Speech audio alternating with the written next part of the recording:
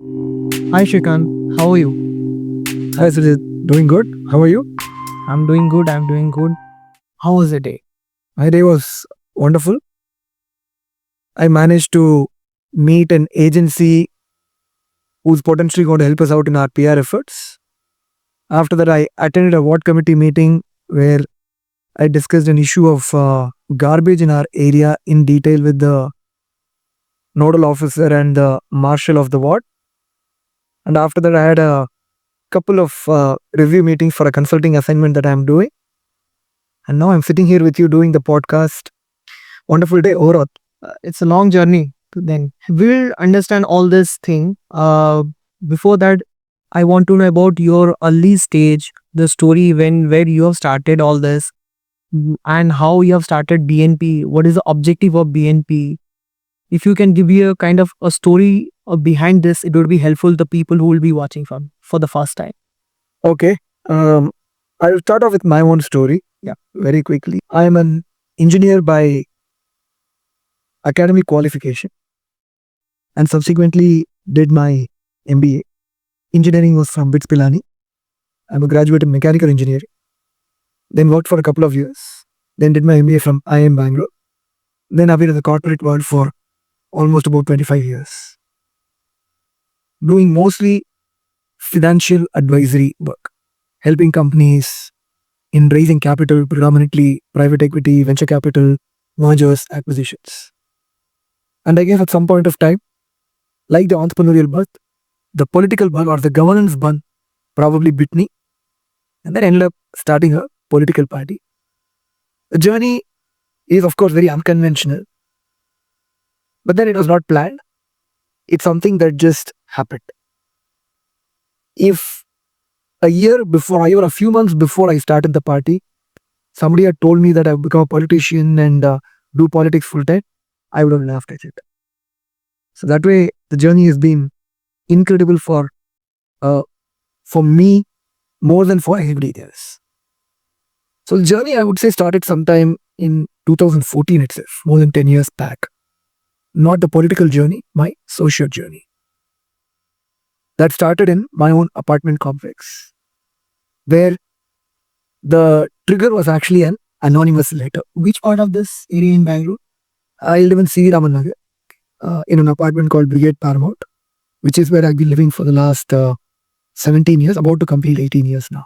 So the trigger for my social journey was an anonymous letter.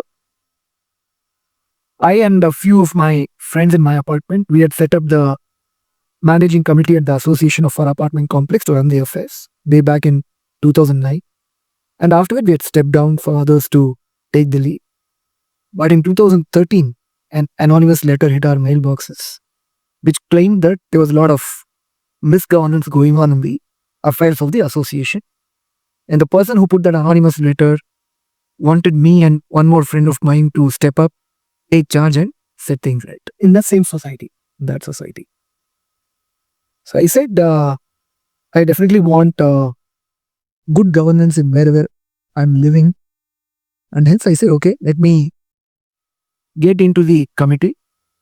And I also enjoyed a lot of support from my fellow residents because I helped them in a range of issues prior to that. So I took charge as the secretary of my apartment complex in 2013. There was misgovernance from the perspective that there were a lot of systems that were not working well, including the sewage treatment plant. The fire safety system was not working really well. The water management was not all that good. And a few set of related issues. So I formed a core group, I formed subcommittees, and one by one started resolving all these issues. And by the end of that 1 year period, when I took charge as a secretary, we set right the sewage treatment plant. We set right the fire safety system. We implemented a host of water conservation measures, including setting right the rainwater harvesting system, digging some recharge wells. The borewells that had gone dysfunctional, we made it functional. So a whole host of such initiatives, which was extremely, I would say, gratifying for me for the kind of impact that I was able to create, even if it was just in a small society. But it was truly a gratifying experience and a wonderful experience working with my fellow residents, and putting all that in place. One key incident or a key event that happened during that tenure, okay, sort of took me to a different level. At the time that I was the secretary of my apartment complex, the Bangalore Water Supply and Sewerage Board, they passed a rule which effectively hiked the water tariff for apartment complexes alone by 300%, calling us as bulk consumers. Can you give an example? How was that? So, for example, till the point of time, we were all paying 7 rupees for every 1,000 liters that we consume. Okay. Suddenly, they hiked it to 22 rupees per 1,000 liters. Why? Because they started calling us bulk consumers.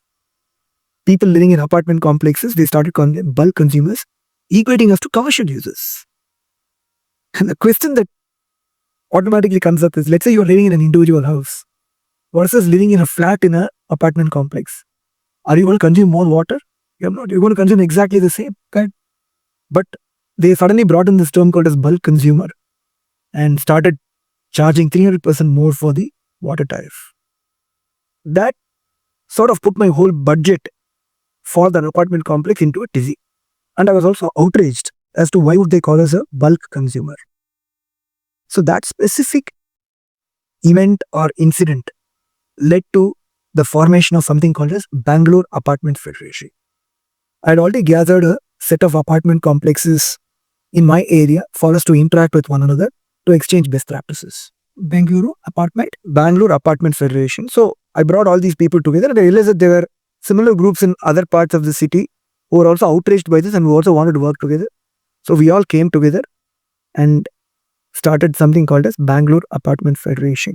Initial days, we were not able to make too much of progress. We were all new to the whole subject.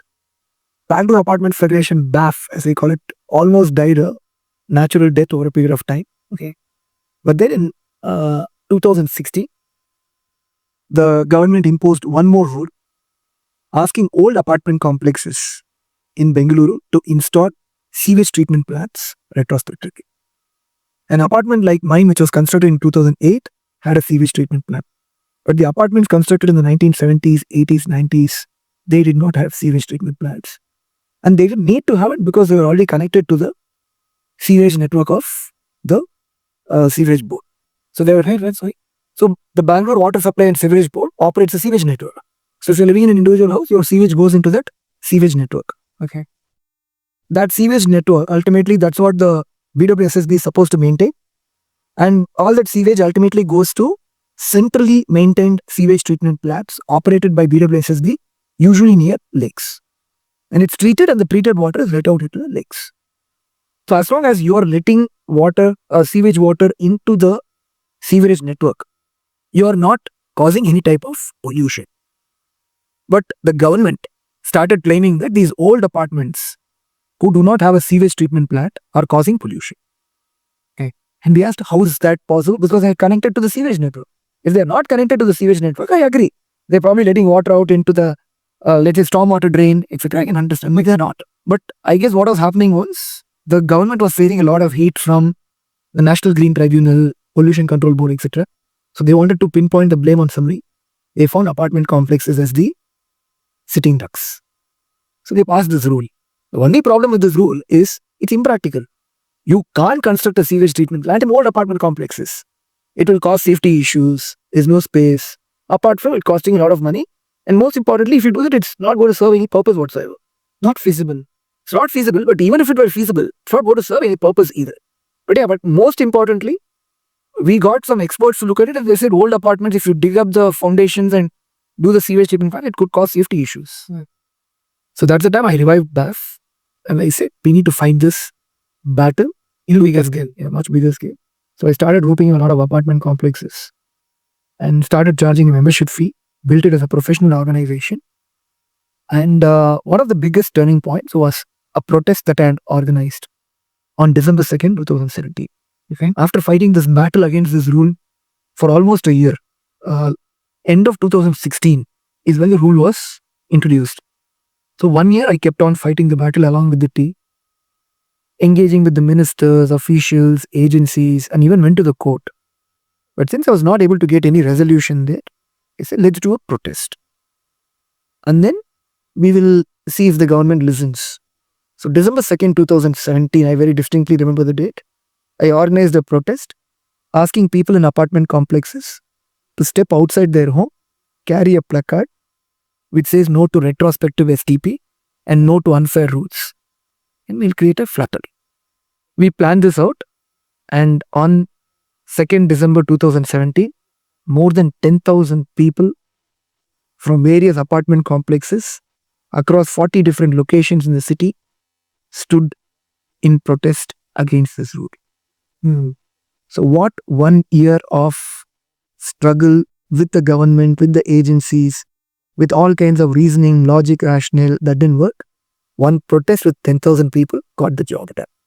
Within 2 weeks, 14 December 2017, the government called us for a meeting where the Bangalore Development Minister, the Home Minister, the Mayor of the city, the BBMP Chief Commissioner, the BWSSB Chairman, all of them in one single meeting, they called us, and it took 1 minute for the Bangalore Development Minister to cancel the tour or annul the tour. That was a very enlightening moment for me, where I realized that if people come together to fight for a cause, everything is possible. Everything is possible. Politics was still not of interest for me, even though I was engaging with politicians at that point of time, which I had not done before in my life. So BAF grew from there. And in fact, today BAF is a very strongly functioning organization with more than 1,300 apartment complexes across Bengaluru as its members, representing about 8 to 10 lakh citizens across the city. So politics was definitely not in my interest. My journey to politics was very interesting, again not planned. One specific incident, I would say, again stands out, and that happened right in front of my apartment complex. Is this after December 16, 2017? Yes. Okay. In fact, it happened very soon after that. This incident happened sometime around early 2018. Okay. Where I live in an apartment complex called Brigade Paramount on Old Brass Road. And right in front of my apartment complex, there's a junction, Beneganhadi Junction. It's very difficult to cross the road there. Because, you know Tin Factory, right? Yeah. Tin Factory is very famous for its traffic jams. The reason why the traffic jam happens is from Keyapuram railway station, when the road comes in, there is a railway track that goes overhead. Overhead, correct. And the road narrows. And the road narrows, what happens? There is a traffic pileup that happens. That is the reason for the traffic jam at Tin Factory. But there's a bigger problem that happens, which people do not understand, is after the bottleneck. When the road again widens, road expands, the traffic picks up speed. Because now a lot of vehicles have been choked. The road frees up and they all start picking up speed. We are about 100-150 meters from that railway overpass. As vehicles pick up speed, the problem is different vehicles pick up speed at different times and at different speeds. And it's very, very hazardous to cross the road at that point. This is a problem that we were facing consistently. So we kept on asking for a skywalk at that junction so that we can all cross the road safely. Despite our requests with the MLA, with the corporator, the skywalk was not getting done. And sometime in 2018, I don't recollect the date, there was a 17-year-old girl who was crossing the road. She got run over by a bus, died on the spot. It was, I would say, a moment that shook my life. I don't know who that girl is, but it's a 17-year-old life, full life in front of her, right? And vanquished in just 1 millisecond. And the family has to undergo trauma for the rest of their lives. Who is responsible?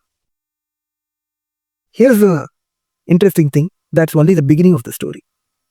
After this incident happened, we again went to the MLA and the corporator. Nothing was happening. What did we do? We organized a local area protest, where about 800 to 1,000 people came out and stood asking for a skywalk. And the moment a protest happens, things start moving. So we got a budget approved for the skywalk to be constructed at that junction. And after that, the work started. The road was dug up on both sides of the road. But then, within a month, the work came to a grinding halt. Completely stopped. We again run from pillar to post, understanding, asking why is this stopped, when is it going to get done? No answers. Finally, Bangalore Mirror, 1.5 years after this project was stopped, they carried an article, and that's still available in the public domain today. If you do a Google search on Vinegar Hadi Skywalk, that article will come up. And that article actually quoted the what corporator Meenakshi saying the contractor assigned to do the work was compelled to stop the work because an influential politician wanted to discuss something. Discuss what? Something. Okay. If you want to guess what that something is, you're free to guess. But no prizes for guessing. We all have come to know that that something is 40% cut. That 40% cut was demanded. The contractor refused to pay. And I think one of the reasons the contractor refused to pay is in a road project, you can pay 40% and you can still do a shoddy job. Correct. In a drain project, you can give 40% and do a shoddy job. In a skywalk, what do you do?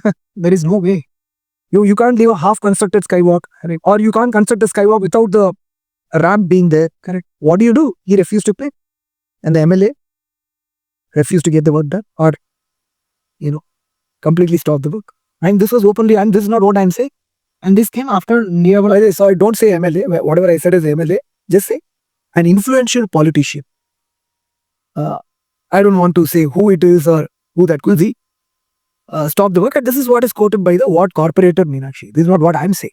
She's quoted openly in Bangalore Mirror. This is the state of affairs of our country.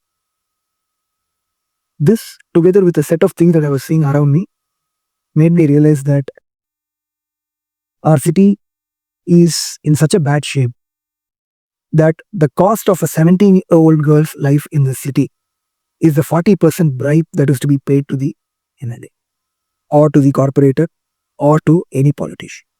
And it also got me thinking, if we are in such a bad state of affairs, why blame these politicians? We have elected them. Speaking for myself, I had not even voted in my life till about 2015. And I realized that, so why? I felt that, what is the point in voting? You are going to vote for a thief or a bigger thief or the biggest thief. So I felt that there was no point in voting. But then I also realized that we are equally responsible for the mess that we have created. By not going out to vote, we have allowed the bad people to get elected. And we staying out of politics. I'm sorry for interrupting. By not voting the vote or by not bringing good people into the politics. The first, not too many good people are getting into politics to even contest. And some of the ones who contest do not typically will. But my philosophy was, I used to justify to myself by saying that you are voting for 3 bad choices. How does it make a difference which of these bad choices get elected? That was my reasoning to stay out of voting. But then I also realized that the reason why the middle class gets freezed really badly in this country is because we don't go out and vote. And when we don't go out and vote, the politicians do not consider us as vote banks. And one thing that I've realized now in my life is that politicians work only for votes or only work for notes. That is money. Vote or notes. Votes or notes. If somebody is willing to give the notes, they will happily support them. For example, there is a lot of collusion that happens between industrialists and politicians, and there's a mafia that gets built up. Right? Where does that come from? From notes. And then there is the vote bank politics that happens to a range of various different things. Where does that come from? From votes. Right? Where they know that by doing this for them, they will keep casting their votes for them.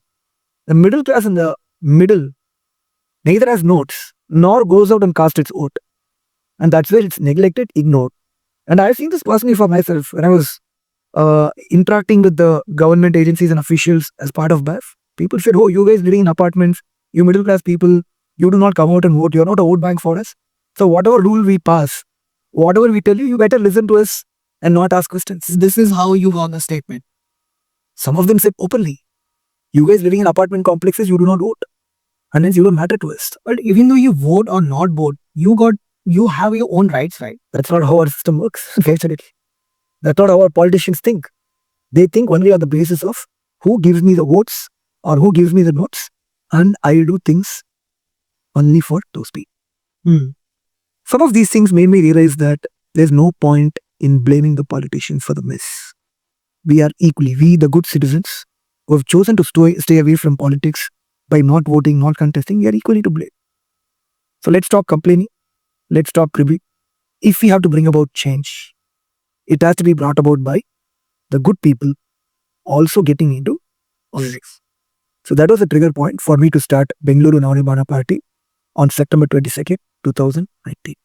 Okay. So that's the journey to how I started BNP. But how it differ from a political party and what is its objective? Okay. So let's first start with what is BNP. And I'm going to throw a challenge at you after that. Okay.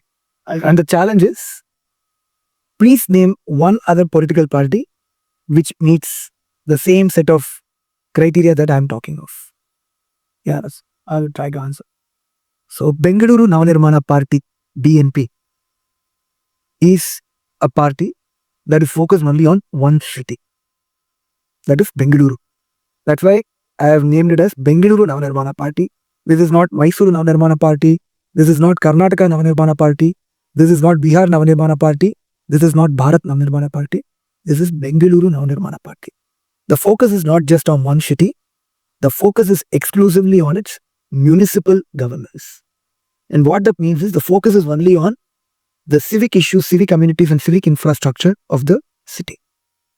Our footpaths, drains, potholes, playgrounds, parks, streetlights, skywalks, lakes, trees. That's the only focus. How do we set this right? How do we make this better? We do not take a stance on any of the national or state level issues. Whether it is your hijab controversy, Citizenship Amendment Act, Farmers Bill, issues that we are having with Bangladesh or China. These are all important issues, but we do not take a stance on that. Our stance and focus is only on these kind of issues. Okay. What if any of the deals that affect Bangalore, in Bangalore, those people who are staying in Bangalore? If anything that impacts Bangalore, we absolutely take a stance. So if anybody can tell me how Citizenship Amendment Act impacts the grassroots governance in Bangalore, I'm happy to take a stance on that. If somebody tells me how the hijab issue impacts the grassroots governance in Bangalore, I'm happy to take a stance. Yeah? Okay.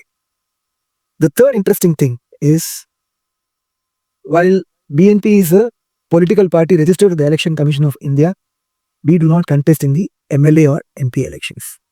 We contest only in the municipal elections. In Bengaluru, it is BBMP. So we contest only in the BBMP election.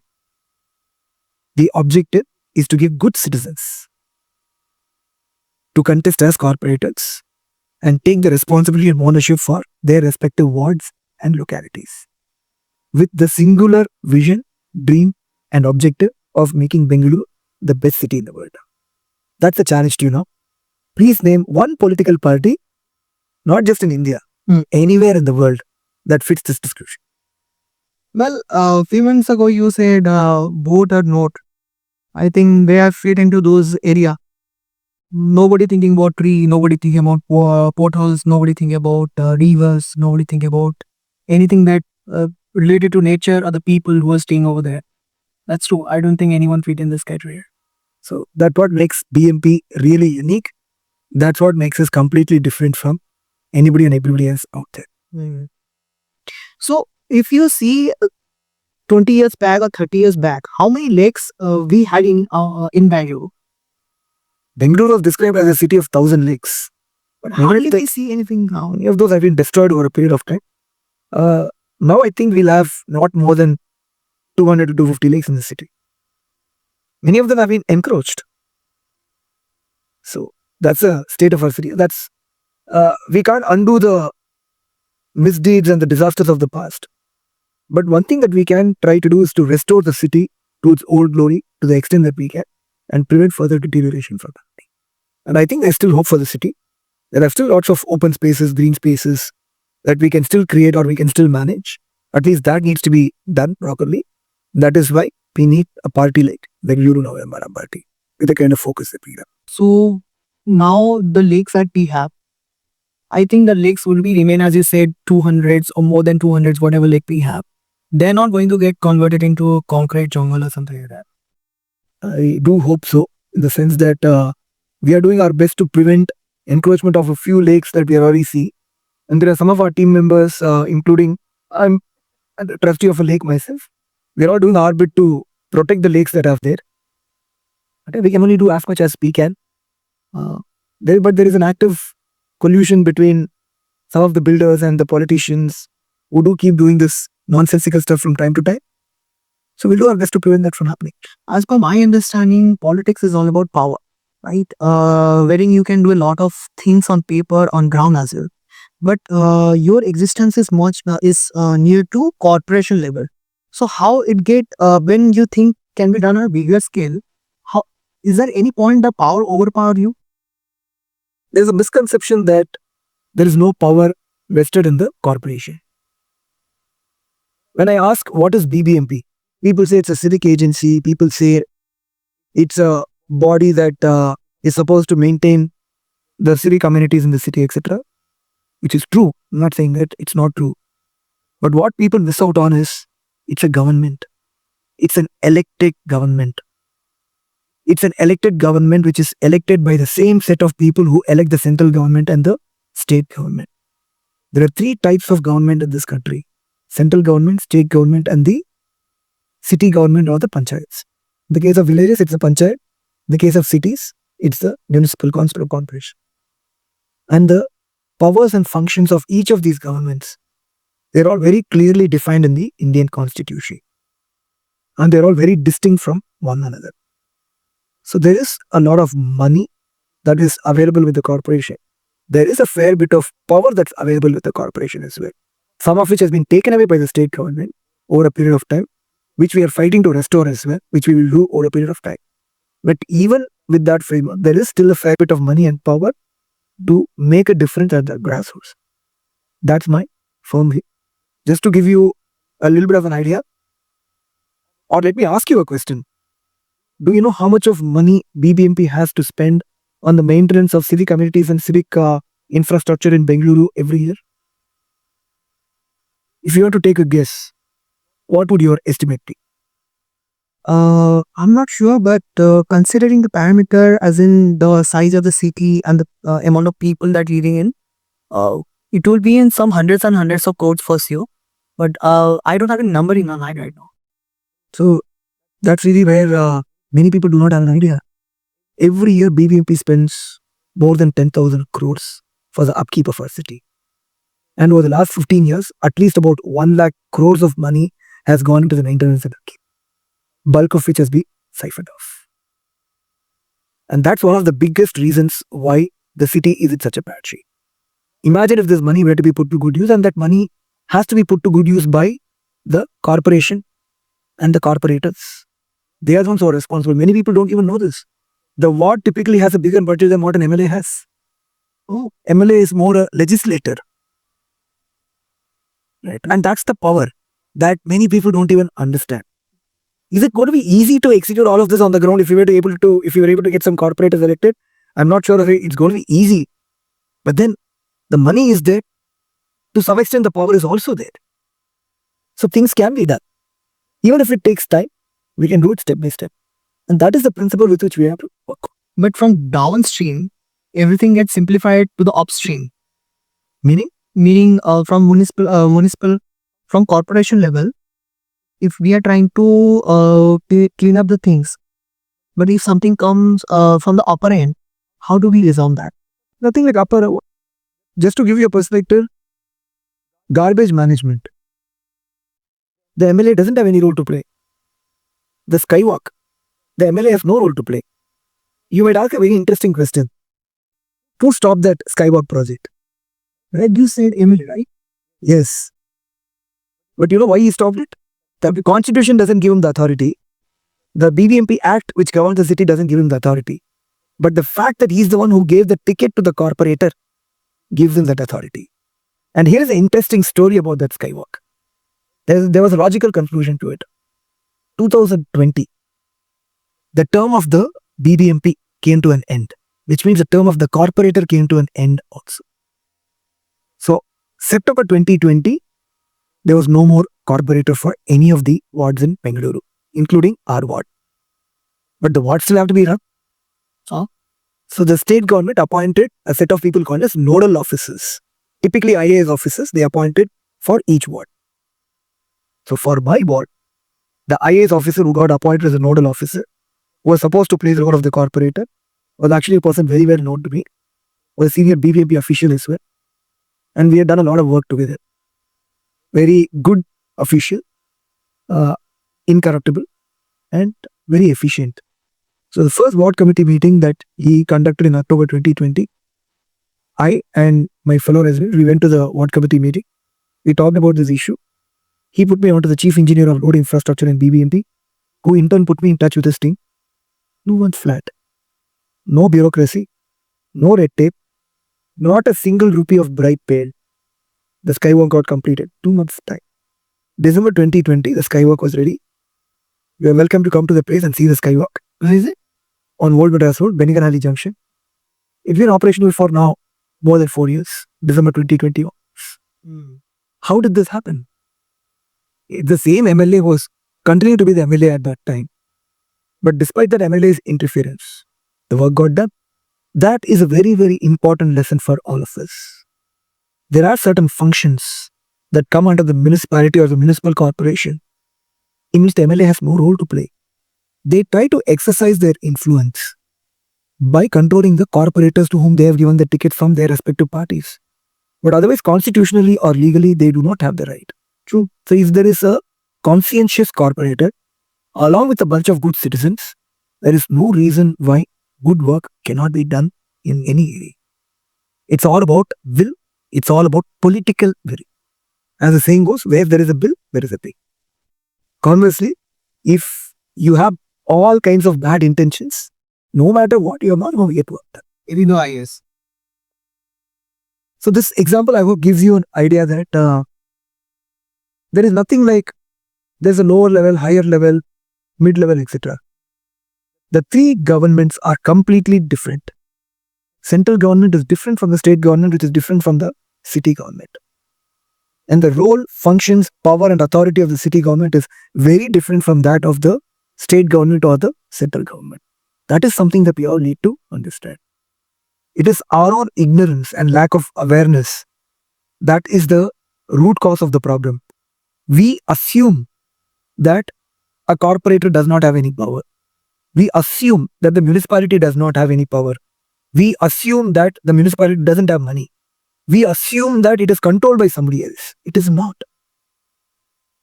So once we start having better awareness around this, a lot of things will start happening.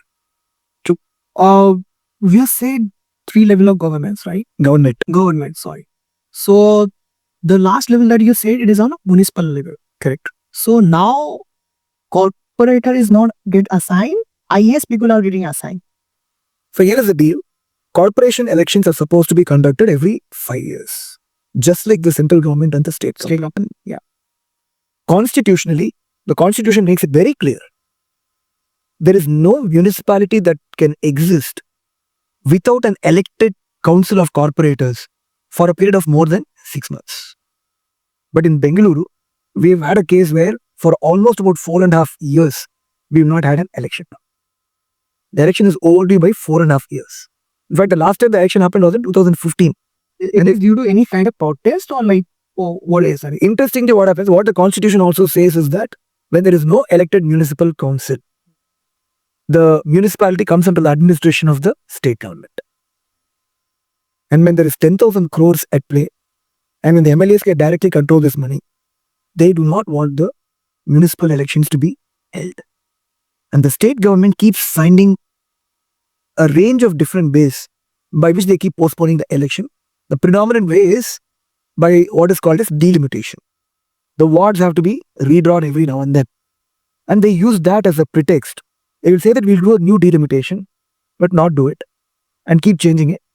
And on top of that, reservation has to be earned for different wards, for which they will keep claiming that we have to do some kind of a caste census, we have to do a survey, and all of that, and keep delaying the elections. And this is not a problem that Bengaluru alone faces. Many of the cities in Bengaluru are facing the same problem.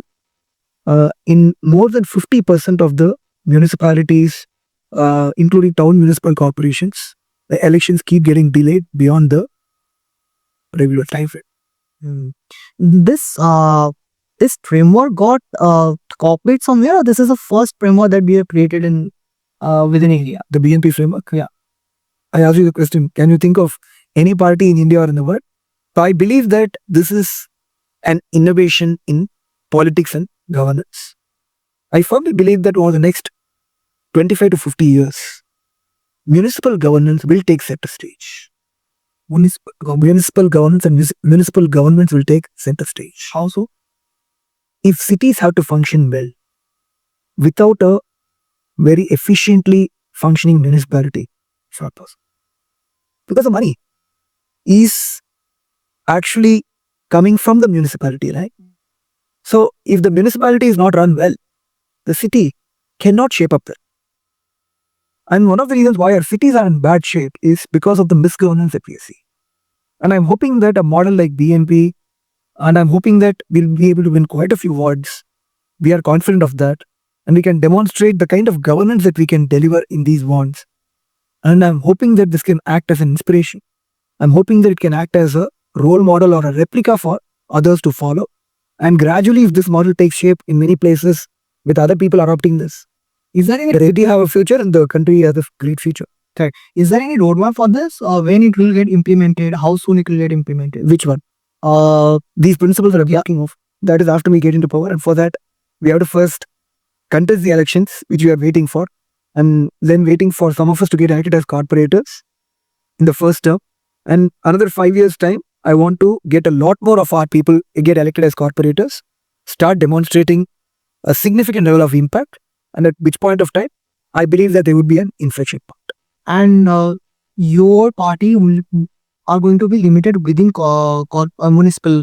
Only Bengaluru, Okay. only BBMP, Okay. only civic issues. Okay. They're not going to extend MLA MP level.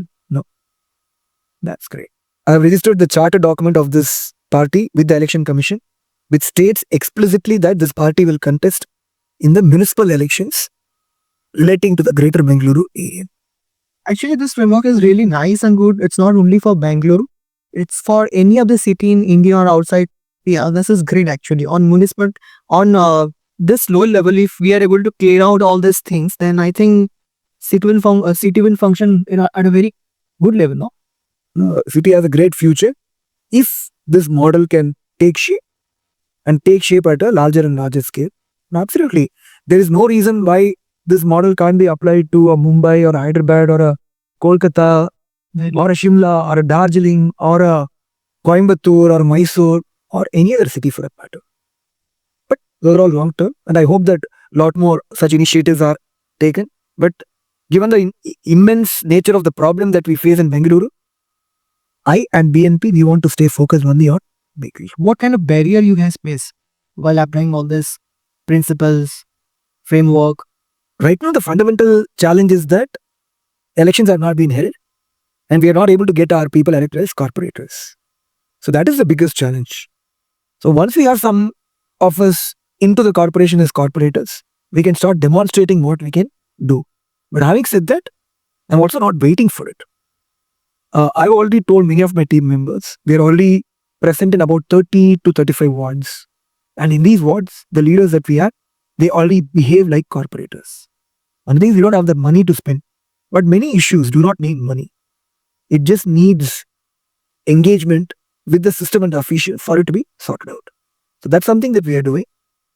So there is no challenge from that perspective. But if you have to bring about larger scale change, every ward over a 5-year period gets a budget of anywhere from 100 to 200 crores. If we have that kind of a money, then we can implement the larger scale changes. So that's one big challenge that we have. 100 and 200 crores. Oh, what? For each ward. Oh, how many wards are there in Bangalore? About, right now it's 225 wards. Okay. I got to, you get a sense of How much money got involved? how much money is involved. And it's all decentralized. It's all supposed to be decentralized. Every ward, the ward that we are sitting in right now, it's called Hoysala Nagar ward. It's predominantly Indira Nagar area. Imagine if Indira Nagar had about 100 to 200 crores to spend for the maintenance and upkeep. There is so much that we can do. Okay. Bulk of that money today is getting siphoned off. And then you're not able to see the actual impact on the ground. But imagine if there is a set of committed citizens, competent citizens, citizens with integrity who are able to get in and spend this money in a proper way. Where that money is going, right? Where do you think the money is going? I mean, I want to understand because I see any of the road in Bangalore, it will get completed, let's say today. After 3-4 days, again they will start digging it. I don't know for what reason. Even if they don't dig it, here is the interesting thing. I remember about, I think the previous Lok Sabha, or I think last in the just concluded Lok Sabha elections, or I think the Prime Minister came to Bengaluru before the Assembly elections last year. Okay. There was a road that was specifically laid for his visit. And the third day after he left, it cracked. A road was designed to last for exactly 3 days. We have that level of sophistication available with our engineers. Forget about digging up. The roads can't last for more than 3 months. One bout of rain, it collapses. Which part of that area? This was somewhere in the South Bangalore area, near Basavangudi, I think. It came in the news. That's why I read it too. And it created a whole set of memes at that time. But that's just an example. You look at the whole set of roads that are there. Most of the roads do not last for more than 3 months. One spell of rain, they're just destroyed. In generally, a road, how many years or how many months it should last? I would think that at the minimum 10 years. In fact, I would say at least 15 to 20 years. So the minimum you are saying 10 years. 50 to 20 also possible. 15 to 20 also possible. But it is not lasting for 3 months. Correct. Why is that? Somewhere I saw a Hindi movie. A contractor said, I don't care about the country. If I want to get rich, then I have to make this road again and again so that I can get rich. Yeah, absolutely. In fact, we also thought at times that it is probably a mistake, but the roads are dug up and the roads last for 3 months for a reason. Every year, that's what gives the commission to the politicians.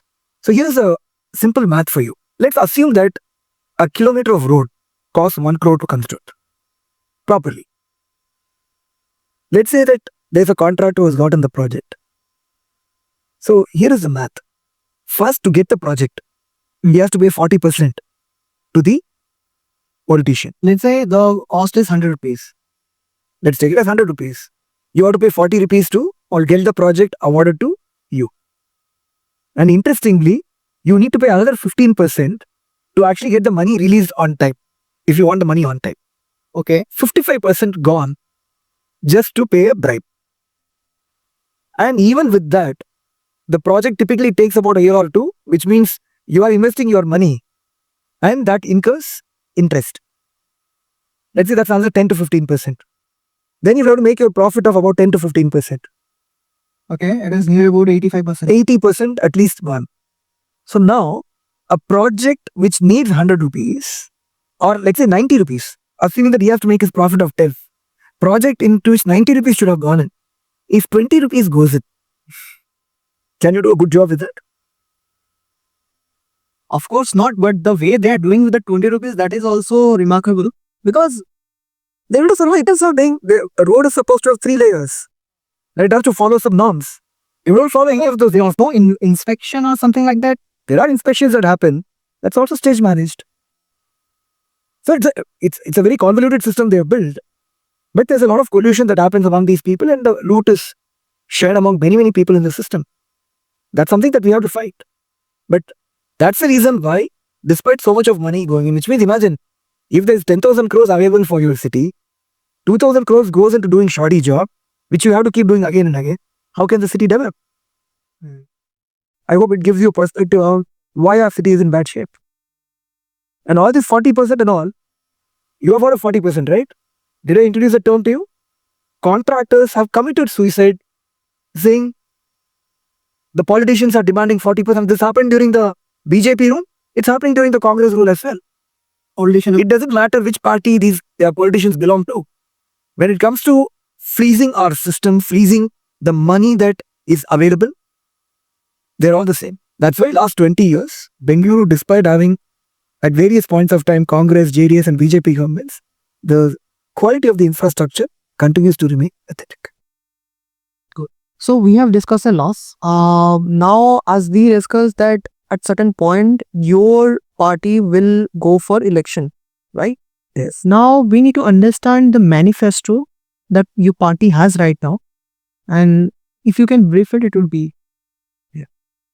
It's a very simple thing. In fact, I would believe that ours is the only party that has already created a manifesto for the municipal elections.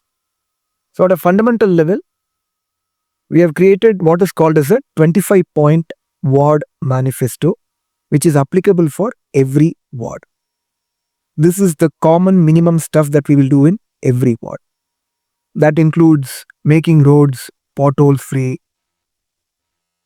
ensuring that all the projects that are approved for the ward are displayed in the public domain, ensuring that all the streetlights are functional, ensuring garbage collection on a daily basis to make it a garbage-free locality, undertaking a tree census. So along these lines, there are 25 points. One fundamental point is paying Paura Karmikas on time. What? Paura Karmikas. These are the sweepers and the housekeeping staff that you would see on the roads who keep our roads clean. They're not paid properly, on time. They're not taken care of. So we want to ensure that they're all taken care of properly. So our ward 25-point ward manifesto, it's put out already in the public domain. If you go to our website nammabmp.org, we have a manifesto section where this 25-point manifesto is available for anybody to view and download and keep it and hold us to account as we move forward. Apart from the ward manifesto, we have created manifestos specifically for lakes, for Paura Karmikas.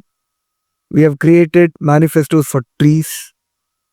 So we are taking each function. We have not created all the manifestos yet, but for each function of BBMP, we want to slowly start creating manifestos. Manifesto for animals, animal welfare. Okay. Manifesto for apartment dwellers. So we already created some of these manifestos and talks of very fundamental points. No grand promises. Simple on the ground promises that can be implemented and that can be actually measured. Like, as I said, ensuring that the roads are pothole free. Right? Undertaking a tree census. Paura Karmikas are paid on time. These are all simple points. And what about animal welfare? Animal welfare, ensuring that the street dogs that are there in a locality are properly vaccinated. Ensuring that there are spots that are created for feeding of the stray animals. So simple points that impact us on a day-to-day basis. We are creating these kind of manifestos and we will hold ourselves to account on those points. So, definitely people who want to work with your party, what is the process and how you are going to choose among them? There are different levels ultimately. So at a fundamental level, there are people who are going to contest the elections. We welcome everybody, but we also monitor the kind of efforts and work they are putting in. And we'll also be doing independent checks before we give them a ticket to contest. But at a very fundamental level, whether they contest, any candidate contesting from a particular ward needs to have the approval of the citizens of that ward. So what we are trying to do, first of all, before we even look at people who are contesting the elections, I'm building what is called as an Area Sabha team. Area Sabha team. Area Sabha is a concept that actually exists in the BBMP Act. In every ward, Area Sabhas need to be constituted by the corporation, by the corporator. That's never been done.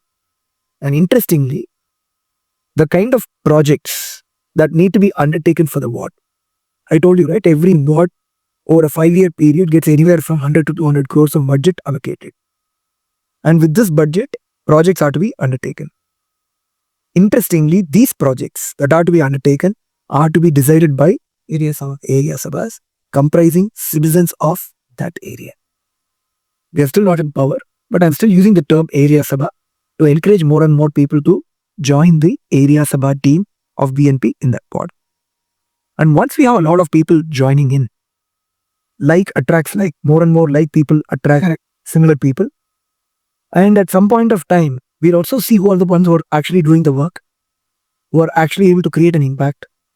And the party ethos is the person who's going to contest as a corporator from a particular ward from VMP will actually be decided by those areas of our team members. There is no central high command that will dole out tickets. It will be the citizens, the areas of our members, areas of our team members of that ward who will actually decide who have to contest. So it's a democratic process, grounds up, and ensures that when there are multiple people taking part in a decision-making process, the chances that it will go wrong are very low. Okay, I'm trying to understand now how it different from the normal election, this area Sabha. Let's say in a ward, some 10 lakhs people are there. In a ward, you will typically have about 50,000 people. Okay, 50,000 people. Now, within that 50,000 people, how many people would be in this area? Sorry, what is that? Area Sabha. Area Sabha. And how it will get processed? It's an interesting question that you ask. Technically, all 50,000 are part of the area Sabha only. But we need to have representatives, since all of them cannot take part in governance. So the way we are organizing ourselves is, we are breaking the area down into residential communities. Let's say in that area, we have 100 residential communities. In fact, typically there will be about 100 residential communities. Let's say there is a slum which has 300 houses. It becomes a residential community. There is an apartment complex which has 200 flats. It becomes a residential community. Or there is a 10th main which has about 100 houses. That could become a residential community. So we take any 100, 200, 300 houses as one residential community. And our objective is to identify 2 to 3 people from each of these residential communities who can become the area Sabha representatives. And they are encouraged to take the responsibility for just their residential community. Okay, let's say we have in a ward 10 big society or 20 society. Let's take as 100 residential communities. 100 residential, Anywhere from, let's say, 150 to 200 houses. Correct? So if 100 community are there, and from each community, if they are 2 to 3 people are coming, how come I will know that in this ward, the 50th community ward, because if I want to, because from each community, is 3 people or 2 people are coming, from 100 communities, near about 200 people are coming. 200 people. Right? Yes. Then how can I decide to whom I should give? Apart from my community, if I Voting. Yeah. Oh no, these are not areas of our members. They're all part of the same team. These people will decide who among them will contest as a corporator. One person will get elected will contest as a candidate. So these 200 to 300 people will decide. And all the 50,000 people who are living in that ward, when they come out and vote, we'll encourage them to vote for that candidate selected by these 200 to 300. There is no opposition for that. So you're okay. We are contesting as BNB. These areas of our team members are from our party. Like this, BJP will have its own process, Congress will have its own process. So there'll be one candidate from BJP, there'll be one candidate from Congress, one from JDS, one from BNP as well. So people have to vote for one of these candidates. But the difference between the other party candidates and our candidate would be that the candidates of BJP, Congress, JDS will be decided by the High Command. Here, the 200 to 300 areas of our members who are there, who are part of our team, who are citizens of the ward, and with representation from different communities, residential communities, they decide who will contest as corporator candidate from BAP. Okay. Right? There is an interesting question. I don't know how to ask this, but people are more inclined to their short-term benefit. So if somewhere, let's say, people are getting 200 unit free electricity, and you guys are talking about we'll do this in a good manner, pre-car will do good manner, road will do good, everything will do good. But these people are saying we'll give you some freebies. So how we are going to, aside those things and convince people? That's got nothing to do with the municipal elections. Freebies can be done at the state level. Okay. This is municipal level. Municipal level, there is no freebie to give out. Electricity is a state subject. You can give 200 units of free electricity from there. You're not going to give 200 kilometers of free road, right? In the sense, there's nothing like a free road. You lay the road, it's anyway free for everybody, unless it's a toll road. But the roads in the city are anyway free for everybody. So all the amenities, whether it's construction of the roads, drains, footpaths, fixing the potholes, planting more trees, all of these are freebies only. They're all done out of the municipal budget. So what freebies can they declare out of this? There's nothing to be declared as freebies. The point is, whoever can demonstrate that we will be able to do a much better job compared to the others is the one that will get potentially elected. But having said that, I know that people will vote differently. People look at other aspects. We'll see how that pans out in the election. But based on our own surveys, one thing that's come out very clearly is people vote very differently in the national elections, very differently in the state elections, and very differently at the local or municipal elections. In many states, Delhi is a classic example. You take the last 10 years, you look at the margin of victory for BJP in the Lok Sabha elections and the margin of victory for AAP in the assembly elections. That will tell you a story. So what do you think of one nation, one election? It's a topic I don't want to discuss because it's got no relevance to grassroots governance of Bengaluru. As a party, we are neutral to it. All right. If the government decides that one nation, one election is the way to go, let them do it. If it's going to be multiple elections, we are okay with that. Okay. I don't have a view for or against. Much like the point I made earlier, Citizenship Amendment Act. As an individual, I would have a view, but as a party, I don't have a view one way or the other. Hijab controversy, I don't have a view one way or the other. Why should I have a view? It doesn't make any difference to the grassroots governance of Bengaluru. So how you are going to make sure, first thing, the corruption within your party. Second thing, if a person get elected, how many times the person can get elected in future? Or there is some restriction there to that specific person. If you see the presidential candidate in USA, the person can get only elected twice. Correct. Right? Is there any such framework you guys have? And what about the corruption you're trying to, I mean, if something comes like that, how you're going to fill that? I don't think the two issues are linked. The two things are actually different. Yeah. So let me answer the second question first. I don't believe that we need to limit the terms of anybody. I don't think that's actually democratic. If a person is doing a good job, they can continue for as many years as they need to. I will take the example of Singapore. Lee Kuan Yew. He was the president for many, many years. And Singapore just flourished from where it was a third world nation to becoming one of the most developed countries in the world. So I personally don't believe that we should be limiting the terms of people. Let it be a democratic process. And ultimately, whatever people decide is in their best interest is what should ultimately hold good. So that's my view on that second question. With regard to corruption, I can never ever say that I will be incorruptible or my party will be incorruptible. Tomorrow, if somebody puts up 100 crores in front of me and tell me to do something, I don't know how my mind will behave. You've never heard a politician say this, right? No. So I would not want to trust myself with money. Then how this objective will get aligned? So all that I can do is put checks and balances in place. That's the hallmark of a good organization. Anybody who says, I am incorruptible, I will be this, I will be that, is just lie. I said, I'm not saying that they're deliberately lie. I don't believe that I'll ever take a bribe in my life. But then why trust myself on that? Tomorrow, if not 100 crores, 500 crores somebody puts in front of me. Will I behave differently? I don't know. So what do? I should put checks and balances and safeguards in place. Won't that be? Two primary things.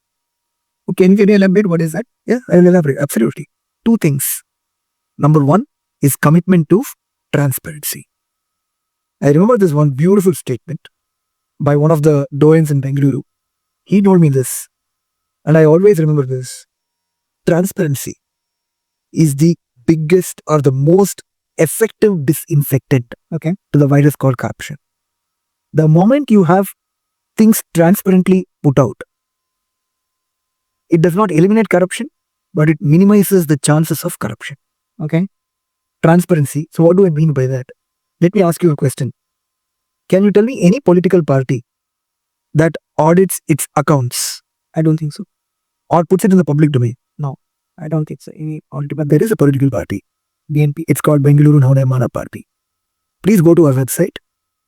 You can go to a section called Citizens Portal. And under that, there's a section called Financials. Every single year that we have been in existence, it's a bank account. We have got our accounts audited. And that's been put out in the public domain. You can live anywhere in the world. You'll be able to see our accounts. That is transparency. The moment I make that transparent, it becomes very difficult for me if I want to indulge in corruption. That is, I would say, safeguard number one, the primary safeguard. The secondary safeguard is involving more and more people. I actively encourage people to take part in the affairs of the organization and say that if you want to prevent this organization from becoming a corrupt organization or going the way of other political parties, it's your own responsibility. Don't blindly trust me as a founder. Don't blindly trust anybody. Get involved. We don't need to keep fighting with each other. But ensure that that transparency is always there and ensure that there is an eye or a set of eyes that's always watching what's happening. And one of the things that I tell my team is, if I do something right, appreciate me for what I'm doing. And if I'm doing something wrong, don't blindly support me. Call me out for what I'm saying. That's the way we build a truly strong organization. So rather than randomly claiming that, oh, we are the most, we are the party with most integrity, or we are the most incorruptible party, etc. I don't want to make those statements. At the grassroots level, I want to ensure that I put systems and processes in place. I put checks and balances in place. I put safeguards in place, which will prevent our party from going the way of every other party. Beyond that, if I promise you something that I will never become corrupt, don't risk it. But if I think of another way, if somebody put 500 crore in front of me, if I'm not taking it, I can pass it through any of my relative, any of my belongings, right? Yeah. So can it get monitored? Because I'm not taking it through my party or by itself, right? Yeah. How that can get? That's what I'm saying. There is no way. Let's see, corruption. In fact, let me ask this question. Is there corruption in Singapore? Or which country do you think is the best country in the world when it comes to corruption, or rather lack of corruption? Or do you think there is any country in this world that can exist With zero corruption. with zero corruption? I don't think so. It's impossible. All that we can do is to keep building an ethos which encourages people to be righteous and which has a system and process in place which makes it difficult for people to indulge in corruption. And very importantly, if somebody indulges in corruption, immediate action to be taken on that person. These are all the safeguards. So only action over a period of time can demonstrate that. Today I can say that, in fact, I would like to very much claim that we will be the best party when it comes to zero corruption. But then there is no way I can guarantee it. All that I can keep doing is to ensure that safeguards are put in, and I can only keep encouraging more and more people to be part of this and say that let's have more and more eyes, let's have more and more transparency, and let's exchange more of this culture with others such that it attracts more and more like-minded people. Those are the safeguards that I would like to put in place, rather than claiming nonsensical things. That makes it. I was just trying to understand, because this principle, this framework, this RT with an intention, any possible way, if some percent of corruption is also there, we should also have a kind of monitoring process or monitoring method so that this should be negligible. I don't want to put any number or negligible to it. We have to keep putting systems and processes in place and ensure that we fight tooth and nail to prevent that from happening. Because in this country, whenever a new party or something comes like that, people come up with a very high hope. And we have seen many party, I don't want to name it, but with time that changed. You know why it changes? You can't blame them for that. When you blindly support somebody, when you feel that that person is God, and you believe that this is the only person who can do right, you will end up going wrong. So what I am saying for me also is, please do not blindly trust me and support me. Please do not give me unbridled power. Please put checks and balances on me.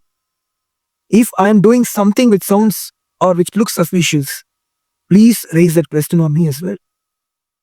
For me, true democracy is not when a BJP supporter questions Congress government or a Congress supporter questions an Aam Aadmi party.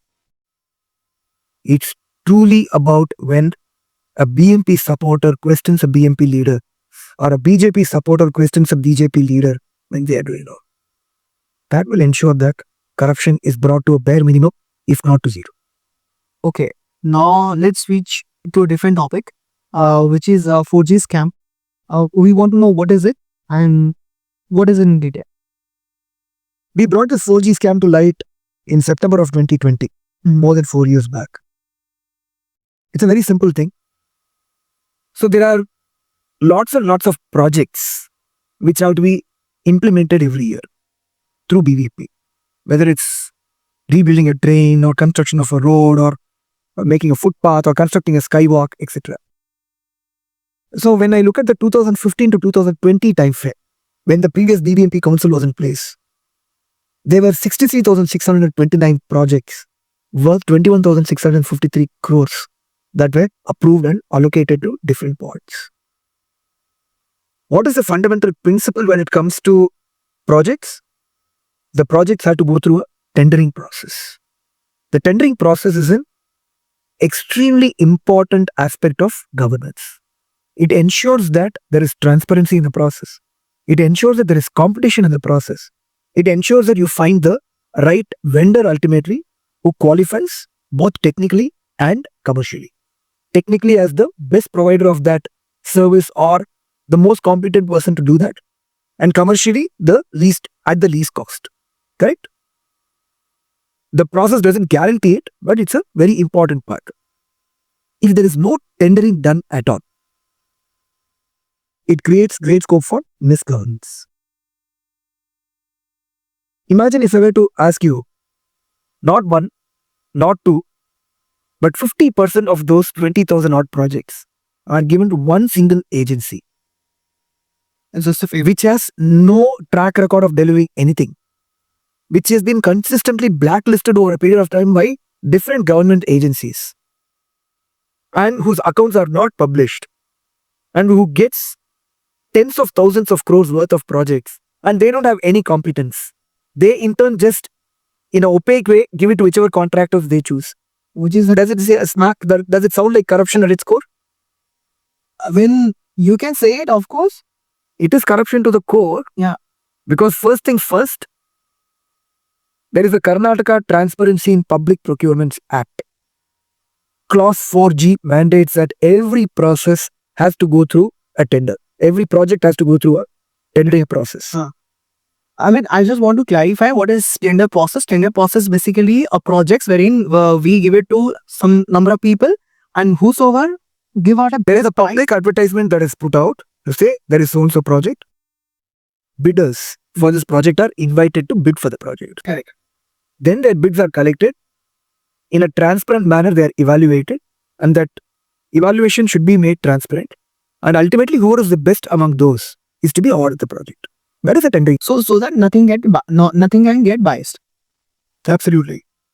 And here is the case, if I'm telling you, tens of thousands of crores worth of projects given to a single agency without a tender, and an agency which has no competence of its own, which gets a project, takes a commission, in turn passes it on to God knows what vendors, because completely opaque there, whose accounts are not published. It's corruption to the core. First of all, Clause 4G says that every project has to go through a tendering process. Successive state governments, Congress, BJP and JDS in Karnataka, over 20 years, they bypass this Clause 4G to give it to one single agency. At the beginning of every year, they will say, this agency is exempted from the tendering process. And that agency is called as KRIDL, Karnataka Rural Infrastructure Development Limited. And here is a funny thing for you. Bengaluru, which is one of the most urban cities in the world, its infrastructure is being developed by a Rural Infrastructure Development Limited company. Oh. No capability, no competence.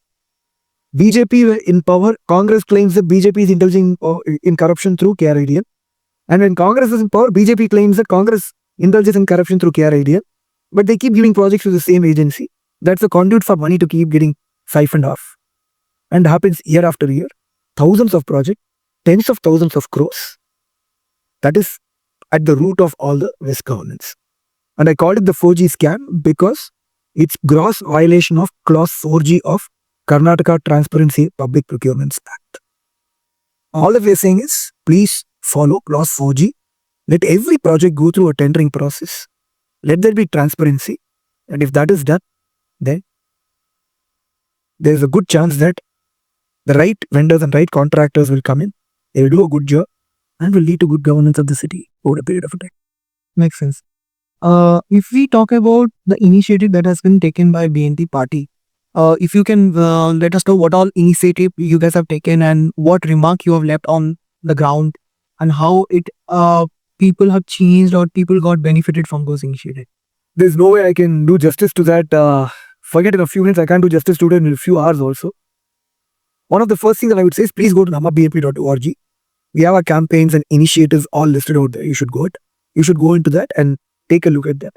But I can straight away take 3 or 4 examples to show us a sample of what we are doing.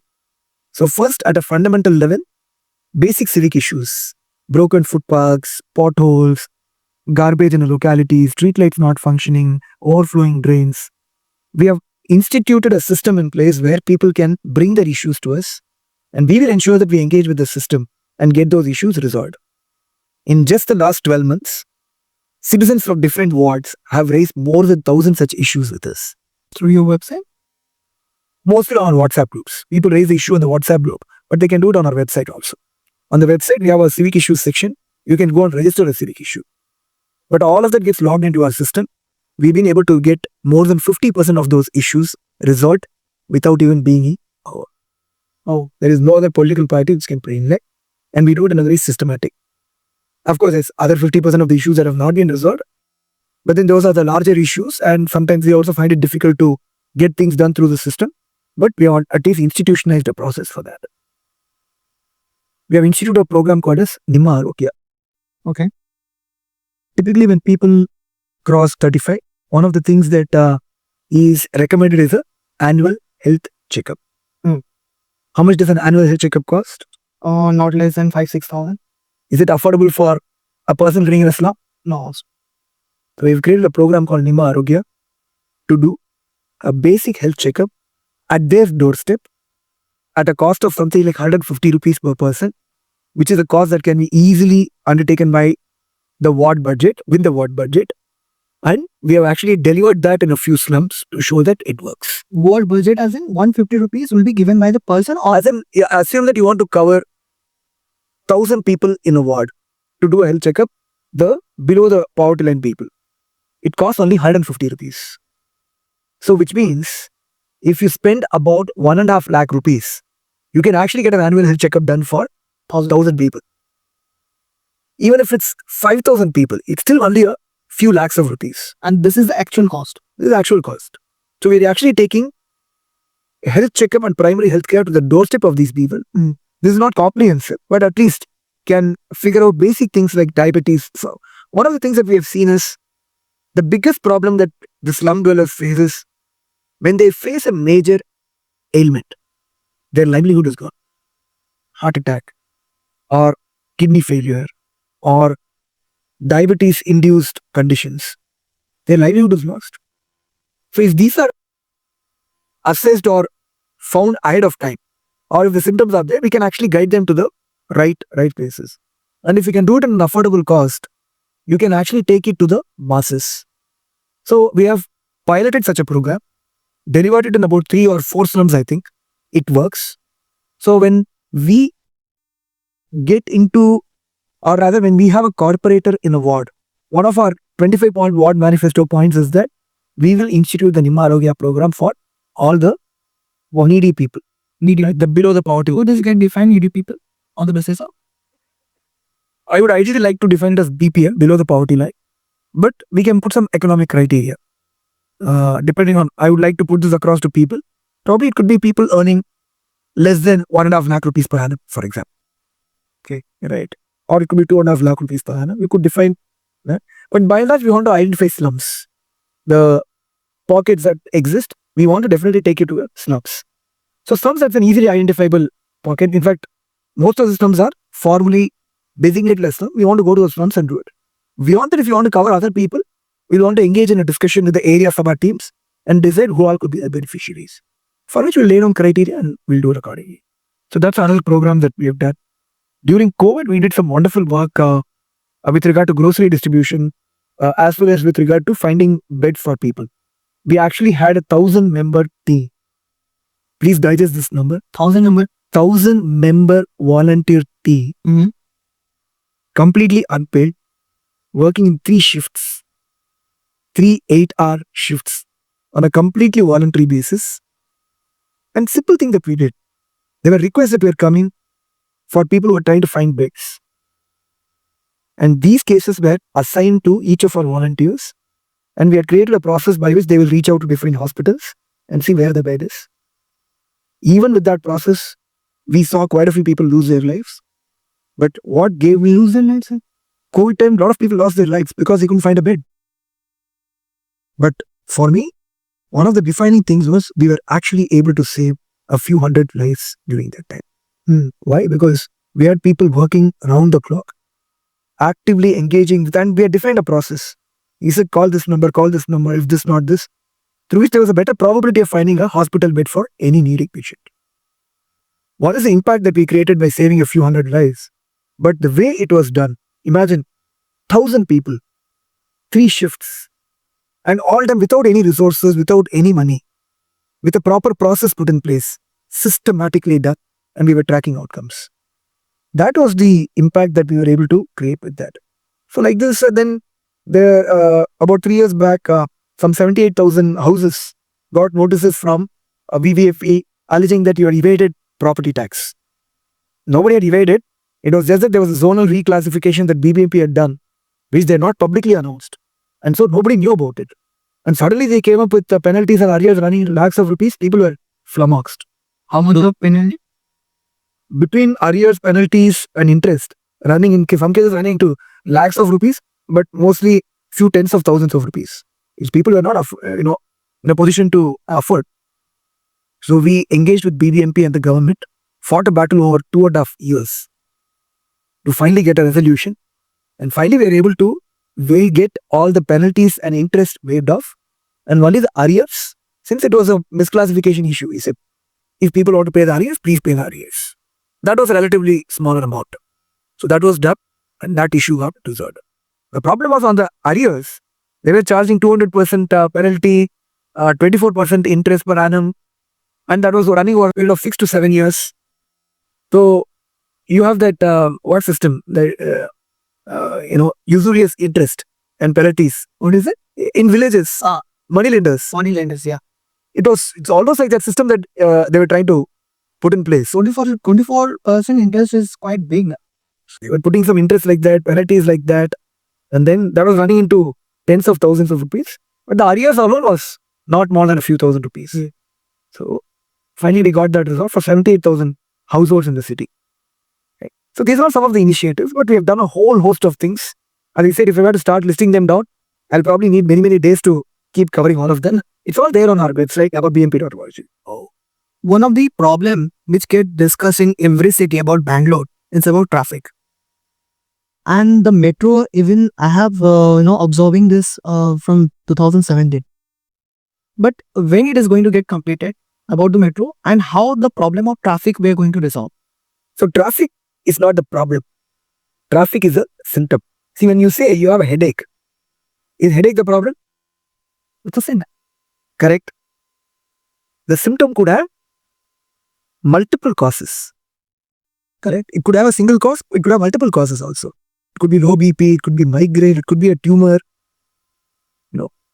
So traffic is a symptom of a problem. It has multiple angles to it.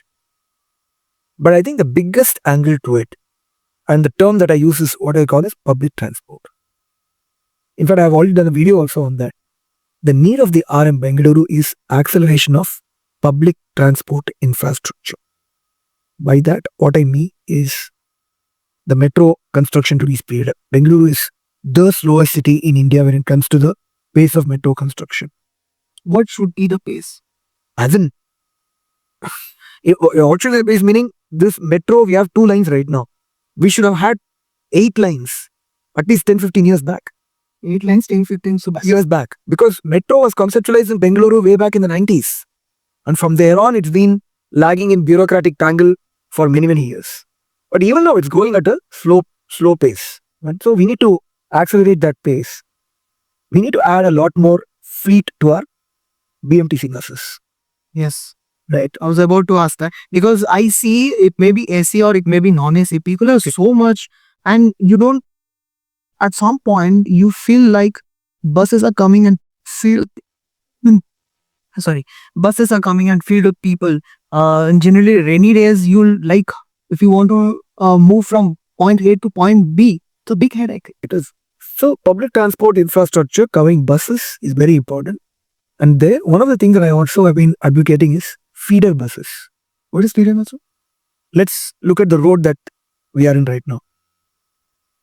Should there be a metro connectivity from here to the Indiranagar metro station? Should there be? I don't think it is always possible for each of the location. Simple. You have a double road here. Let's say I tell you that from Indiranagar metro station, CMH road, double road, 100 feet road, there is one feeder bus. Okay. A small mini bus or even a small van that keeps going around. Right? That's a feeder. People living in these localities will find it very easy to access the metro station. Otherwise, walking from here to the metro station is virtually impossible for most people. Financially, it is feasible. You have to create a budget for that. Again, money. State has an annual budget of 2.5 lakh crores. The city has an annual budget of 10,000 crores. Where is all this money going? And if taxes were to be collected properly, just Bengaluru alone will have 20 to 25,000 crores. How much does it take to run a feeder bus? With a what budget, you can actually run a beautiful feeder bus. Right? So feeder buses are very much needed. Right? And these feeder buses can be small buses, mini buses, small vans, etc. But with proper connectivity to the metro, to the interior parts. That's other public transport infrastructure. We need to create proper walkable footpaths. From my house, the footpath to Bayapanalli metro station, very nicely done. But it's almost 1.5 kilometers for me. But I'm forced to sometimes take that because it's much more easily walkable. But the footpath going towards Bengaluru metro station from the same home is pathetic. So very often my son who comes from his school sometimes he's in a residential school, when he comes on a weekend, he takes the metro and comes. He gets over by Punani, walks a longer distance. But many people might not be able to do it. You need to have proper pedestrian infrastructure, cycling infrastructure, cycling lanes, bus lanes. All of this need to be given proper thought. If we disincentivize the use of cars, not even 50%, I would say 80% of the problem will get solved there itself. Then after that, you ensure that roads do not have water clogging. Drains are very badly done, so water stagnates. And water stagnates, particularly during rainy season, causes traffic jams. Potholes cause traffic. As in, people try to avoid that and it creates a mess. So beyond that, ensure that the quality of the roads is maintained properly, etc. Right? But the bigger solution to this is and of course, wherever there are choke points, after that, you can create some small flyovers or let's say even tunnels and so on. But the primary solution to the problem is incentivizing the use of public transport infrastructure, whether it is metro, suburban rail, buses, ensuring that there's proper last mile connectivity through pedestrian infrastructure or cycles or feeder buses, and this holistic system to work properly. The friends, the nearby neighborhood that I know, they're okay with public transportation. But point is, we don't have that access to public transport. And that's exactly the point I'm making. It's all about access to public transport infrastructure. Today, I would have wanted to, just day before yesterday, I came to Indiranagar. I took the metro because the place was right next to the metro station. Today, I couldn't use the metro because I know that if I have to walk from the Indiranagar metro station or take another form of transport, it's just pointless. Right? It ends up taking a lot of my time. So I had to take my car and come. So that's the difference. So when I know that I can use public transport infrastructure, I will. That would be my first choice. So then what happens is, the car that I have, I use it for once in a while family outings. I go to the mall, we're doing some shopping, we'll take it for that. Or we are traveling out of town, we want to go as a family. It's for those occasions that we use. But going to school, college, office, or our regular use, meetings that we want to do, we will use the public transport infrastructure. That is a solution. I'm staying near Marthali, and the part of Bangalore wherein it comes from Bellandu to the Marthali and this Vattur road. If you go in this interior part, the we can say the most populated area in Bangalore, right? But if you go interior, you'll find the roads and you'll find there's so much of traffic. If you know this railway track near Marthali Bridge, yeah. So once I thought rather than taking highway, let's take. I was going to an auto, so I said let's go through this. Uh, so if I mean at that moment it took near about 20 to 25 minutes to come to the main street. Yeah. That's because everybody's taking their cars out. Yeah, and If everybody's saying on their good, yeah, roads are not good, but if the big roads have to be made good, absolutely. But if everybody is taking, what is the alternative for people? They don't have an alternative other than the car. So if people have to take a car, they are forced to take a car. That has to be eliminated. If you have access to a metro or a Sava-1 train or a bus that you can easily access, as you rightly said, you, your friends, you will use that. Today morning, I told you that I went to meet somebody in MG Road. I took the metro and came back. Very convenient. And I had my morning walk also because of that. Serves multiple purposes. Why will I not do that? Only problem is, you need to have proper connectivity and proper pedestrian infrastructure as well. It could be pedestrian infrastructure, it could be cycling infrastructure, or it could be field bus infrastructure. You talked about interior parts of Sarjapur Road, Vartur. Not every place can have metro connectivity. Yeah. But if there is proper cycling infrastructure, you take a cycle, you park it in the metro station, take the metro, you will do it. Why will you not do it? Or if you have field bus coming every 5 minutes or every 10 minutes, you know when it's coming, you'll take it, you come to the metro station, take the metro, and then you go. This is what is called as multimodal transport. and in Bangalore after 11 p.m., right? We see the frequency got decreased in terms of metro and buses as well. Yeah. So if we because Bangalore is a 24-hour running city. That I'm not very sure about. I have to understand. Those are specifics which I've not really understood. Ultimately, demand has to meet supply. Or rather, supply has to meet demand. So don't you think that there is no demand? I don't know. I haven't really understood that. If there is, there should be. Buses and metro operating at that time also. Frequency can be much lesser. Right? But there should be ways and means by which people should. I don't say that buses are not there, but the frequency is so less that you need to wait for hours. Frequency. I don't know. After 11:30, if you are looking for a bus, it may be AC. The way to solve for that problem is the bus timings need to be clearly put down. And you have, let's say you have an app, a BMTC app. You know exactly where the bus that you need to go by is coming at. You can plan accordingly, right? So my last question would be, if we want to make Bengaluru as the best city in the world, like London, what would be the roadmap that we should create and follow? I don't want to compare with any other city in the world. I want to create a blueprint that we all believe in. So let's look at what could be a potential blueprint. And let's look at it at a micro level and at a macro level. Micro level, what do we want? Motorable roads, walkable footpaths, functioning streetlights, pothole-free roads, garbage-free localities, proper space for parks, playgrounds, lot of trees that we can plant. These are the things that we are looking for. If you are living in a locality which is fully equipped with this, wouldn't you love to be in such a locality? Also, that is what is called as a micro. Just taking care of the fundamentals. The basic civic amenities are available and available to everybody, and it's very nicely done. Right? At the macro level, what do we need? We need not too much of traffic, not too much of pollution, a good level of educated population, so to say, and with civic awareness, good water bodies where water is available in abundance, so on and so forth. At the micro level, the solution lies in citizen participation.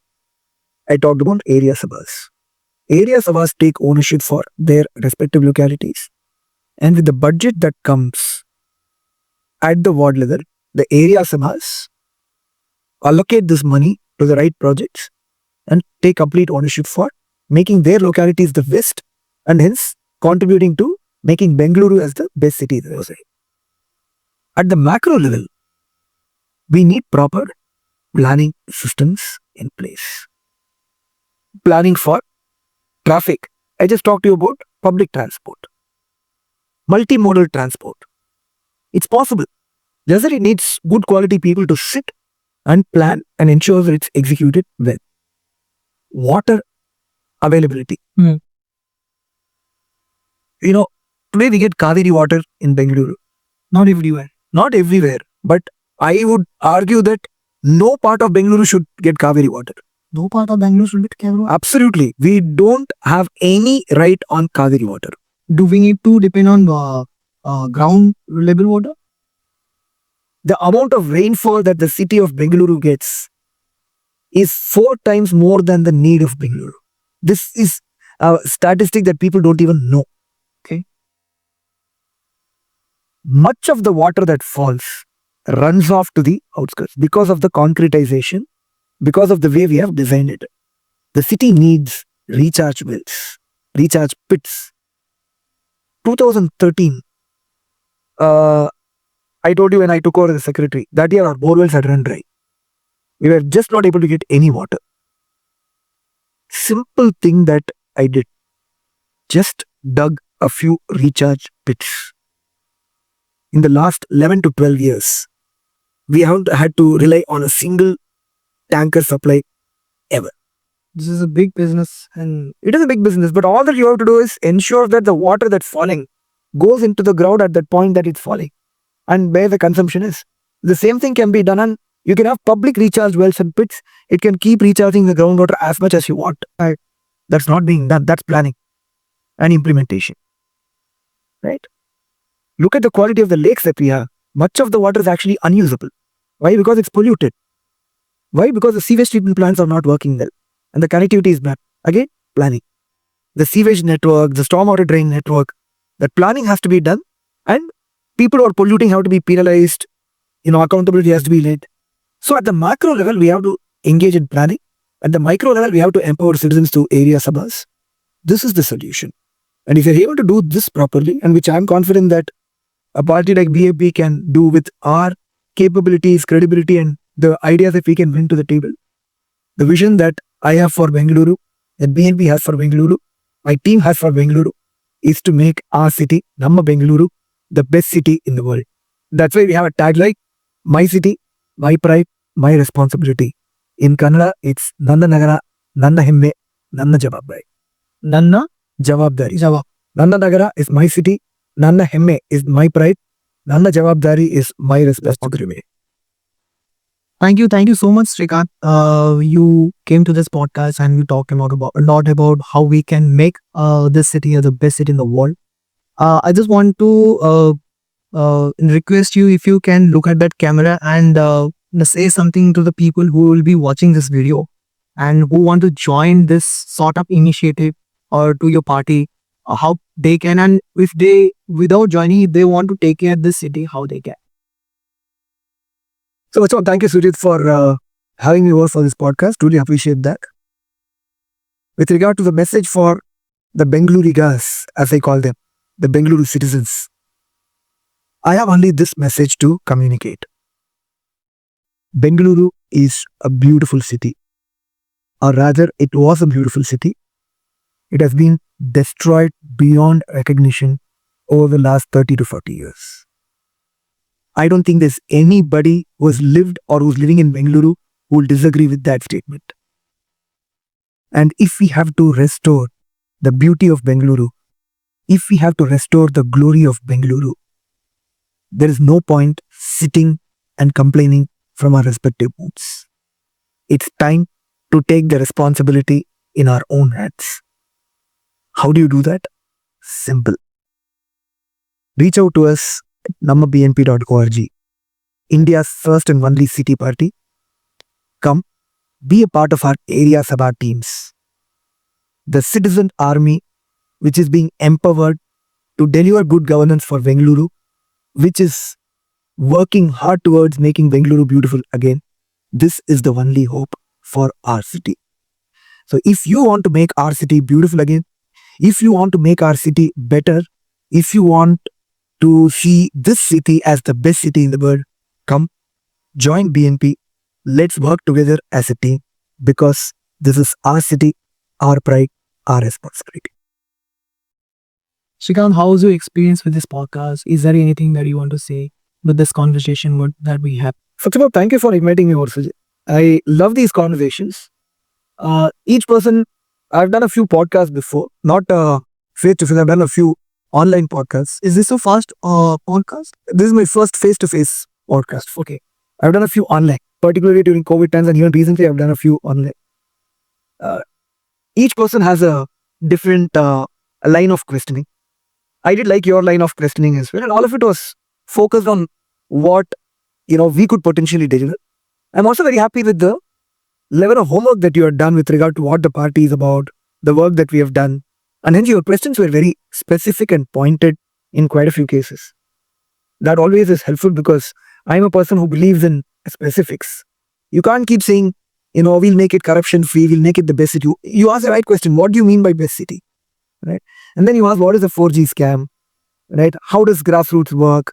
How do you intend to build good systems and process within your party with specific examples? I'm very happy with the quality of your homework. I wish you all the very best. Thank you. Keep doing the same homework. When you do such a homework and engage with people like me, we also feel very energized with that. Thank you so much for that. Thank you so much for this lovely words. And I would say that within this 2 hour of conversation, I learned a lot. Even I am thinking what best I can do for the city. We'll see how it goes. But thank you so much. Come join the movement. It's our city, our paradise. Definitely, this would be a great thing. If not today, someday for sure. Because we are the people who are responsible, as you say. So yeah. Any day. The doors of BNP are always welcome to well-meaning citizens. We need to change the world within our own hand. One locality at a time, one ward at a time, and one city at a time. Thank you, Srikanth, so much for your time. Yeah. Thanks so much. Thank you, Sujit.